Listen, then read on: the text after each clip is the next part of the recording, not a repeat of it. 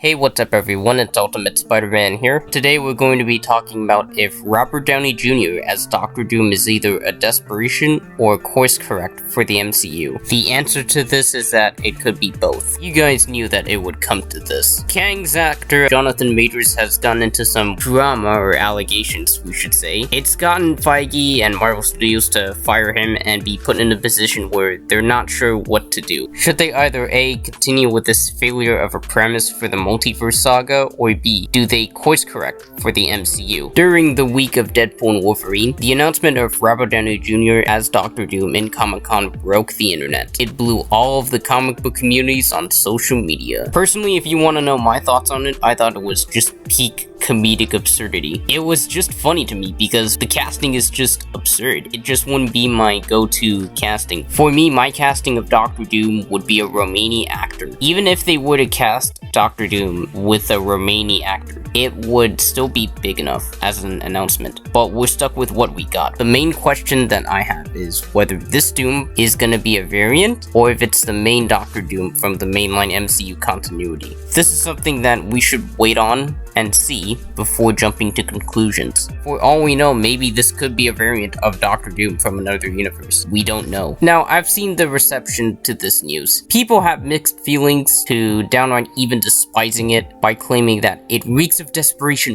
Why would they do this? First of all, these same people that claim this, they're gonna be there day one.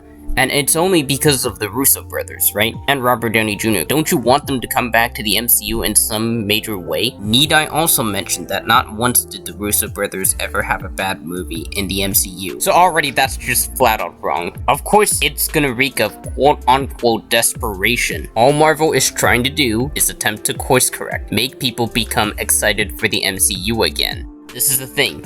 When Robert Downey Jr. got revealed as Doctor Doom, the general audience that was there in that panel got excited that he was playing Doom. So general audiences will obviously be there for the two Avengers movies, Avengers Doomsday and Secret Wars, day one. They'll make it into the billion-dollar success that it's going to be. What do you think the general audience's first reaction would be? That they wouldn't get excited for it?